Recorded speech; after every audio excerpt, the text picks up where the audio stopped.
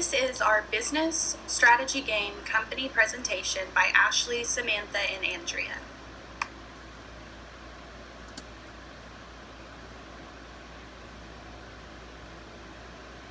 The name of our company is Defy Footwear.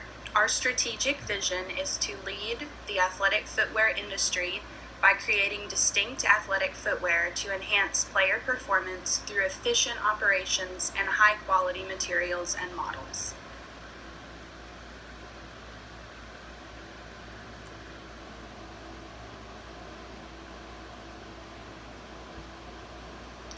We are dedicated to fulfill the dreams of all buyers by providing them with hundreds of models of shoes so that they can easily create their own style every day with affordable prices.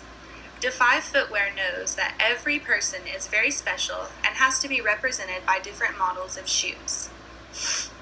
This is the reason we are in business, to provide consistently attractive returns to the owners, shareholders, and the market of the business.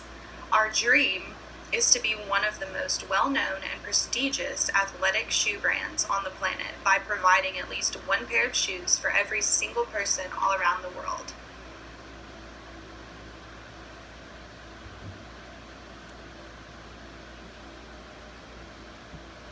Today we will be reviewing trends in the company's annual total revenues, annual earnings per share, annual return on equity investment, annual credit rating, year-end stock price, and annual image rating.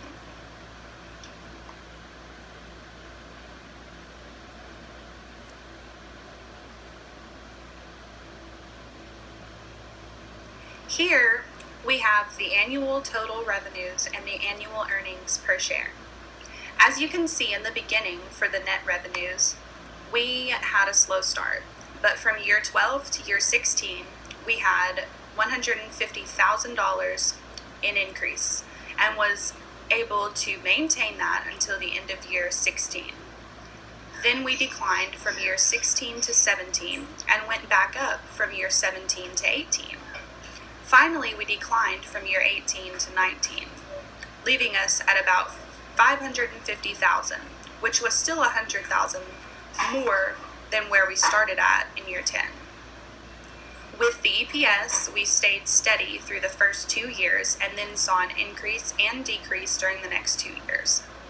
Another increase and decrease over the rest of the years basically left us right where we started, maybe slightly ahead at about $2.10 earnings per share.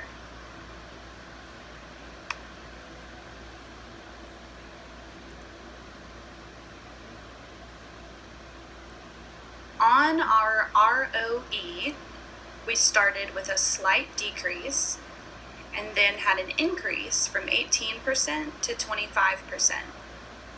We ultimately declined after that, resulting in year 19 being at 7%. On our credit rating, we started out increasing and then slowly decreased until year 14. At year 15, we were at a B+, the highest rating we would receive.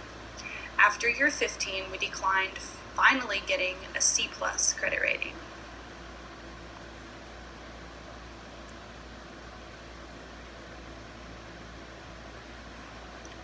Our stock price started out with a slight decline, but from year 12 to year 13, we skyrocketed from $18.75 to $68.75. Then we declined, had a slight increase, and then declined again until we were at $12.50. Our image rating started at 70 in year 10 and increased to 75 by year 13. We had a pretty steady decrease from there, resulting in a final image rating of 58.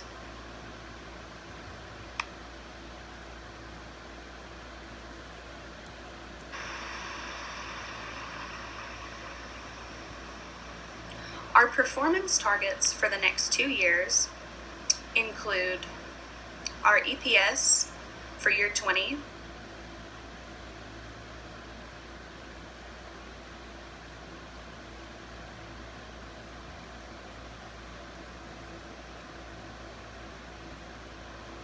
Our performance targets for the next 2 years include our EPS for year 20 being $3 per share, EPS for year 21 being $4 per share, ROE target year 20 at 10%, ROE for year 21 at 20%, credit rating being at a B in year 20, credit rating being at an A- in year 21.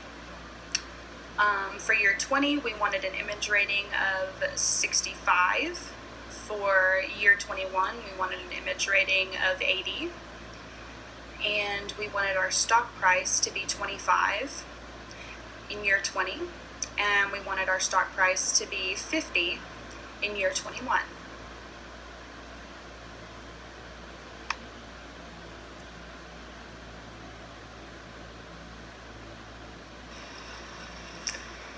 Defy Footwear's competitive strategy for the internet market was generally the same across all regions and consisted of increasing search engine advertising and brand advertising each year at a rate that was higher than our competition. We also aimed to maintain a market share of 10% or higher, and in year 18, the average market share for all 4 markets was 11.8%. In year 19, it was 11.4%. We began offering free shipping in year 13 to counter the increased retail prices, which were higher than our competitors' prices.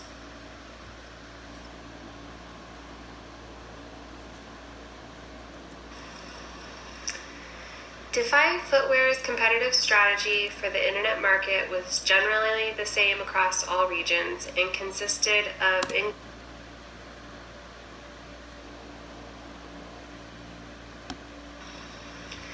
Our competitive strategy for the wholesale market was to increase brand advertising each year at a rate that was higher than our competition. Our goal for market share was 10%, and we averaged at 8.6% in year 18 and 8.2% in year 19, which was lower than we had hoped, but our average operating profit margins were 15.5% and 14% for years 18 and 19 respectively.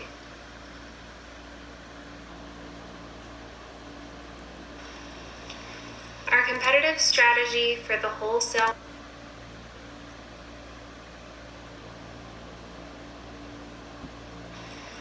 private label sales were our greatest strength. After year 12, we maintained a maximum market share in all regions, except year 19, which was only in the North American market. Our strategy was to produce and sell private label shoes in their respective regions to avoid higher shipping and exchange fees, which was an attractive incentive to our buyers. We also offered our shoes for sale at very competitive prices and with higher quality materials used.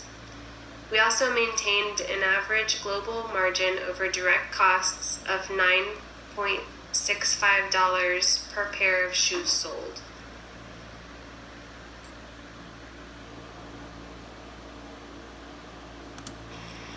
Private label sales were our greatest strength.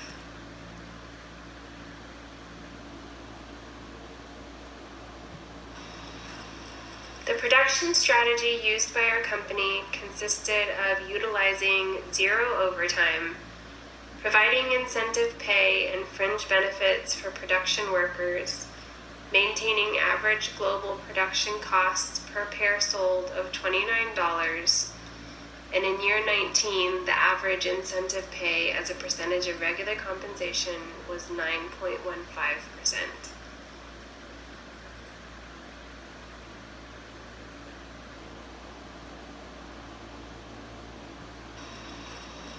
The production strategy used by our company consists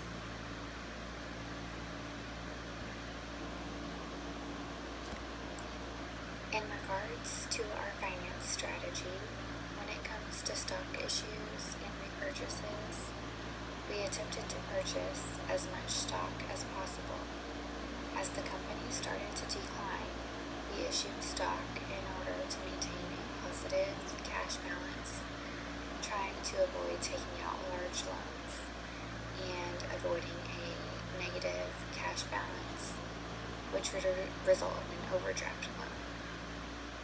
We ended year 10 with a B credit rating and ended year 18 with a B credit rating, although the goal was an A. We paid close attention to the investor expectations to try and meet the goal for earnings per share, return on equity, credit rating, and image rating. At the beginning, we were paying attention to the debt to assets ratio and interest coverage ratio in an attempt to have a low to medium risk of default. However, when our company started to decline, our risk went from medium to high. A dividend is described as the share of profits that's distributed to the shareholders and in return what they receive for the investment in the company. Defy Footwear didn't have a clear policy on the dividend strategy, but we did attempt to pay dividends.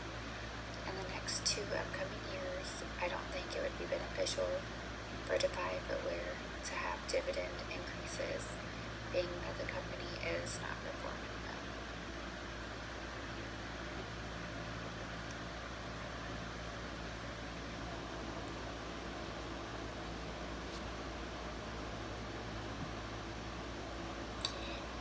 In this slide, we'll go over the competitors. While Company A, All Star Footwear, appeared to be the strongest competitor, dominating the game, our closest competitor was Company C, Clutch & Company, in both the internet market and the wholesale market. Our closest competitor in the private label segment was Company A, All Star Footwear. In regards to the internet market, our company, Defy Footwear, has an average retail price of $95.25, while Clutch & Company has a retail price of $93, just $2.25 less than what we had. We were, however, the only competitor offering free shipping. Our brand reputation score was 63, while Clutch & Company was 74. In regards to the wholesale market, Defy Footwear had an SQ rating of 4.4, while Clutch & Company had an SQ rating of 4.6, while companies A and B had ratings above 8. Our rebate offer was $7 per pair, while Company C was $5 per pair. Clutch & Company's brand reputation was 11 points higher than ours at 74, while we came in at 63. We also gained pairs of shoes due to stockouts, while Companies A and B lost pairs due to stockouts. Our market share, unfortunately, was only 8.7%, which came in the closest to Company E, but not anywhere near Companies A, B, or C.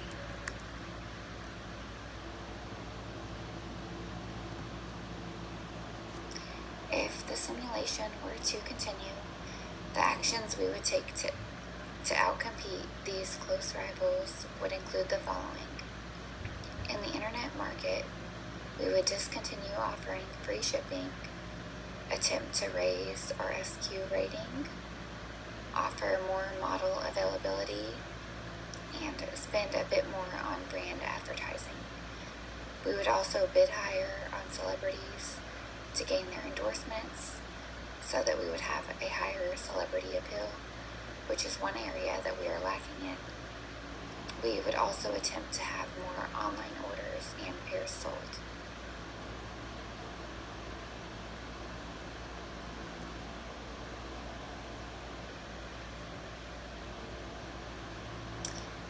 In the wholesale market, we would attempt to have retailer support, as we had none while the other companies were at 4, 5, and 6,000. We would also attempt to have more retailer outlets.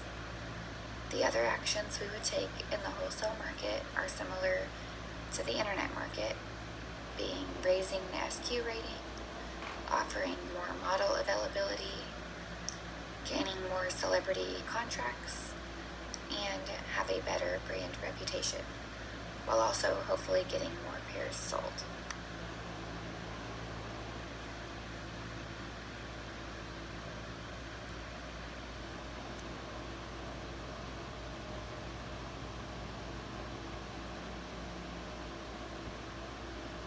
In the private label market, we would offer more pairs of shoes and have more pairs being sold.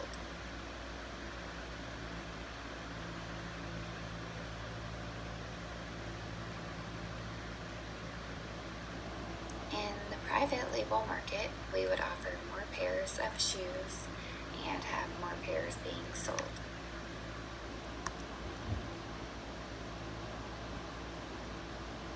With the scores being visible between all companies, it's no secret that our company, Defy Footwear, has not been up to par with the other companies. If anything, we probably have the most lessons to learn. I admired All-Star Footwear and couldn't help but think, what are they doing and how could we be like them? We didn't start off well in the practice round, but we had high hopes after the first official decision round. The managers of Defy Footwear would pay close attention to all aspects of decisions being made if we could go back and change things. We would offer more money for celebrity endorsements, attempt to get a higher SQ rating, and have a larger quantity of shoes available, just to name a few things. Also, reaching out for help the very first time our company started to decline instead of waiting and it being too late. Read, reread, and reread the BSG Player's Guide as many times as possible. And as Winston Churchill stated, success is not final, failure is not fatal, it is the courage to continue that counts. Thank you.